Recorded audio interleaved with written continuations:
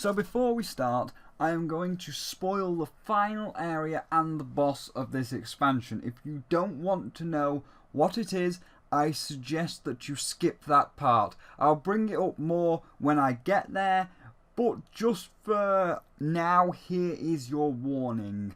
So there is going to be a spoiler, but for now, let's get into Afterbirth Plus. So here it is, the final part of Edmund's magnum opus. But does Isaac go out with a bang? Or a whimper? Let's find out. Now, for the most part, we can skip all the graphics and stuff, as I feel like Afterbirth, Rebirth, Afterbirth Plus, we're just going to be repeating ourselves. So, in terms of the graphics, nothing has changed. It's the same pixel art style graphics that are all animated very nicely to a very high quality, just like it was in Rebirth and Afterbirth. Music the same. We have all the absolutely amazing Rebirth and Afterbirth soundtrack, now with some new Afterbirth Plus tracks that are all done by the same guy and are just amazing. As for the gameplay, there is some new stuff, not too much as it's only a DLC. We got some new enemies, some new items, all pretty cool stuff, some fun new challenges like backwards. However, there are some notable extras. First off being the enemy spawners, which are cool. It makes the game a little harder, and I feel like it did need to be slightly harder in the vanilla version of the game. I mean, if you got no damage, then they can be somewhat frustrating, but I'll let it slide. On the other hand, there are quite a few things I won't let slide that has taken the bullshit factor past any reasonable point. Starting with Greedier mode, which is basically the hard mode version of Greed mode that I'm not going to show off because I'm too mad at that shit right now to even give a fuck. So, first, as I stated, it's the hard mode Greed mode, so all enemies are now a heck of a lot stronger.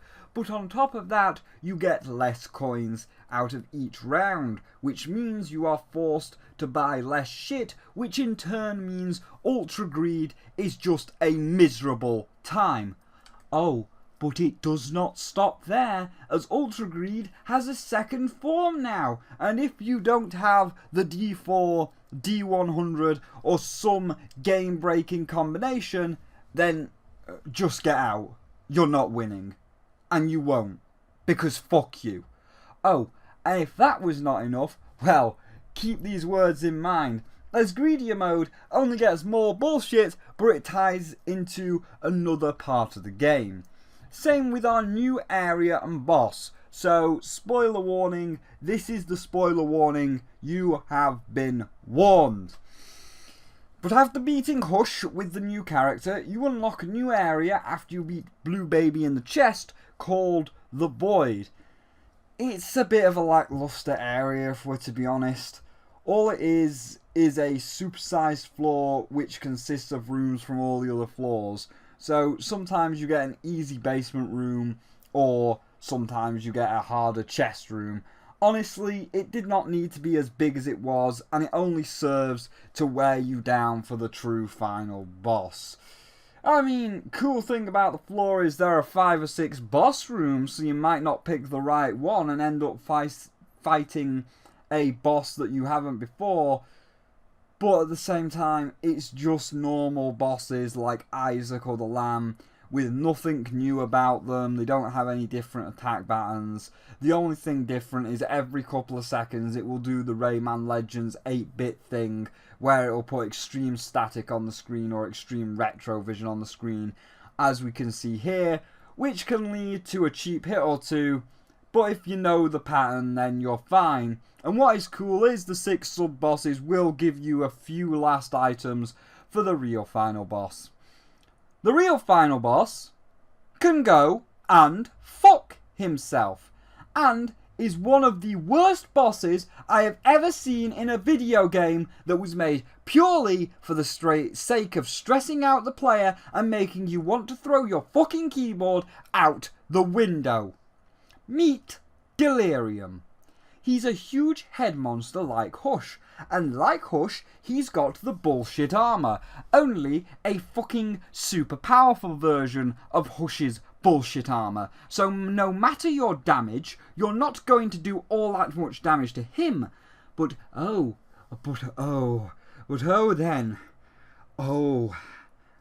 then, he has the absolute most downright bullshit, unfair, broken attack pattern. First off, his bullets have no pattern. They're erratic as shit. Second, and by far the most frustrating shit, is his teleportation. It is not telegraphed, it always homes in, and it's always going to hit you no matter what you do. I mean, let's look at the speed Delirium teleports in Gurney mode from here. See it? No. Alright then, let's slow this shit down. So he's on the right, flashes over to the left, then he's over on the right again. And by the way, that thing where he flashes over to the left, it's not an hallucination. It will still hit you. So, it's all around me. Still don't believe me? Well, let's just look at him in the angel form. I mean, look at this shit. Look how fast it's moving. And if we slow down the footage, look at how the teleport just homes in on top of me. Absolute broken bullshit boss. One of the worst bosses in any video game I've ever played. And what really kills this DLC is you're going to have to beat this motherfucker with the Lost, or heaven forbid, the fucking Keeper. I'm not saying it can't be done. I mean, here is me beating him without getting hit, but it was by pure, and I mean pure, fucking luck. The only way you're going to beat him is, like hard mode, greed mode, ultra greed, whatever you'd like to call it, is to do something like this. Okay, so I thought I'd just stop the review for a second to show the overpowered run. I need to urge you all to look away if you're photosensitive. The way I break this run means there's going to be a lot of flashing lights. And this isn't like just like, oh, there's one or two. No, we're talking like, this is full on flashing lights. For fuck's sake, if you've got epilepsy, do not watch this part. This is not a joke. This is not like a minor warning. This is a full on, don't fucking do it if you think you're gonna be sick, or if you've got some kind of photosensitivity, okay? So you can hear it, but for fuck's sake, if you've got photosensitivity, do not watch this part. There's gonna be a lot of flashing lights. Who's up here? Who's behind door number 4? Who's behind door number 4? It's Delirium! Hello, Delirium, you piece of shit. He's almost dead already. Oh, isn't this good? Oh, what's wrong, Delirium? Can you not hit me? Can you not kill me anymore? What's wrong, you little shit? That is the sweet taste of revenge, you fucker. You are dead. You are dead. Fuck you. Where you spend 4 hours breaking the game to the point that no amount of armour can save him from the overbearing wave of destruction he faces. A wave so strong that it makes the game lag and almost crash. But hey, that's not what we're here for. Ed didn't make Afterbirth Plus for the extra content. I mean, he was done with Isaac, but everybody just wanted that one extra thing. That being the mod support. Oh yes, Anti-Birth showed the world how it was done in Isaac terms, and things like the binding of Pokemon or the binding of Undertale showed the world how it was done in terms of other games being integrated into Isaac. But man, Anti-Birth and the binding of Undertale, they're experts. They are full-on programmers, and they know their shit. Like, I myself, I would like to make a mod or two, but being I want to do other things like animate, I want a nice simple way of modding without having to learn all the ridiculous shit that they had to. So, Ed said, sure thing. Afterbirth Plus is all about the modding support, so anyone can make a mod. Oh, sweet! I can't wait to make a few mods. Then I got hold of the modding tools, and well, they're not what everyone expected at all. That much. So while they are good and quite simple to use, it does require some knowledge of Lua coding and you to learn a little bit of Lua coding. And I do understand that this is the shit that Edmund and the team uses, so anything they can do, you can now do as well. But at the same time, the modding community has made far more user-friendly, simpler editing tools. Like when the whole modding thing was announced and all the way up to release, everyone was thinking we would get something like this. So, a Terraria-like player editor where we have the name, the model, and all the other stuff around the edge to decide how we want the character to be built. Then we just save the .xml file over the existing .xml file that is already inside the game itself. But instead we got this. So while it's quite simple, it's not the Mario Maker super user-friendly modding tool people were hoping for. But they are still not that bad if you can learn a bit of Lua coding. So, my final verdict for Afterbirth Plus is a above average, but not by much, 3 out of 5. Is it a good expansion? Yes. Is it worth its asking price? Yes, but again, just barely.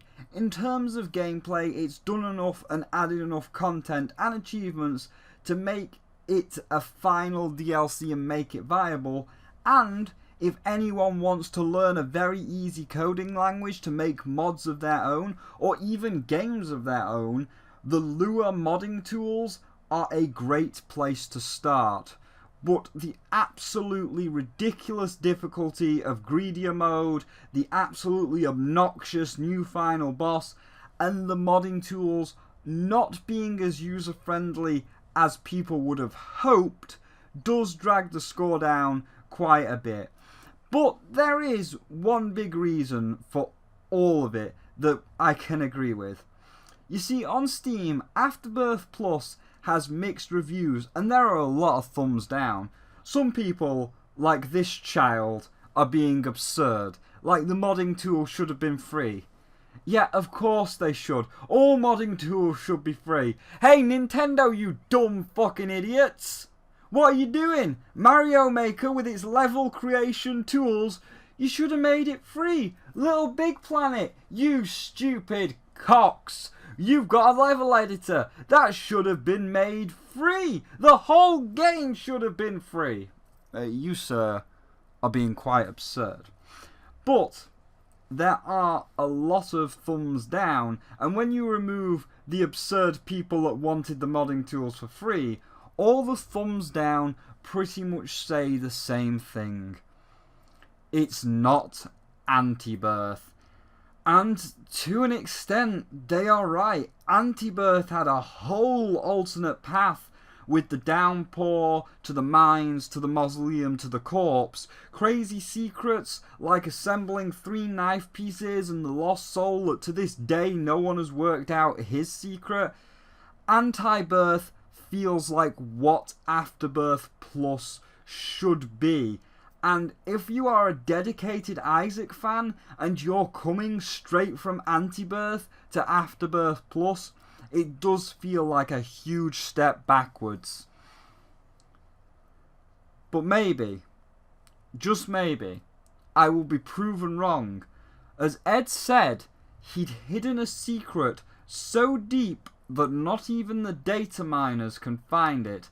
And considering the game has been out for over 2 days, and no one can find it, and half the achievements, i.e. half the game on Steam, is still at 0%, that means that the data miners have indeed failed, and this secret is still yet to be found.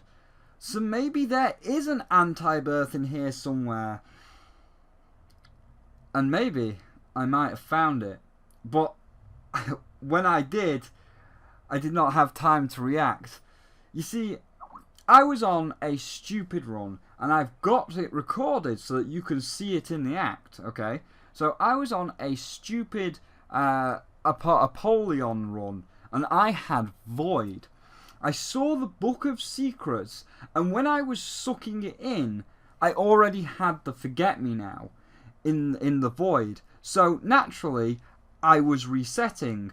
But just as I was, because Void also activates Book of Secrets, I heard a special noise, and there, for a split second, was a golden boss door that was revealed by the Book of Secrets that started to open. Recording the episode, I've got the reaction when I was in a call with Icy Blade. Spyro, you know it was a real fucking hell. I was in the Void, and I cursed the fucking Curse of the Lost. Yeah.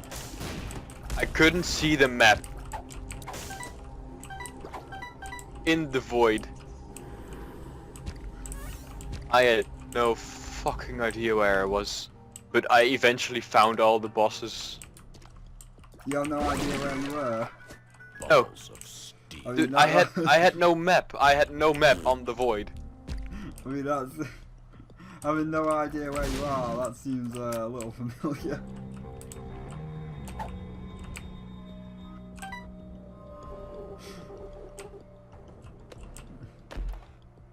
I mean, it's kind of racist.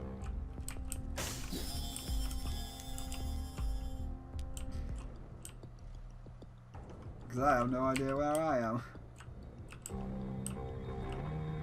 Yeah. Oh, fucking. Oh, the mimic chests. Jesus. Mom's knife? I mean, saw that's a golden boss door. What? I used Book of Secrets in the boss room.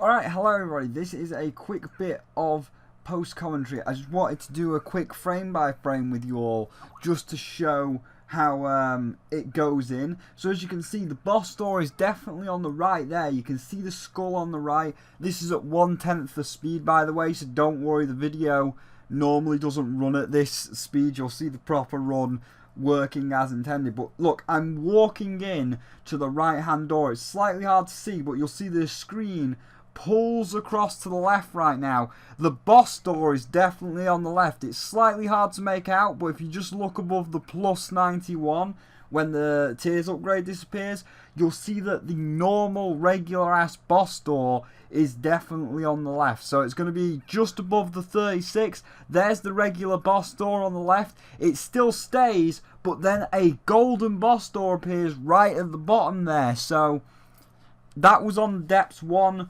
What is that? Who knows?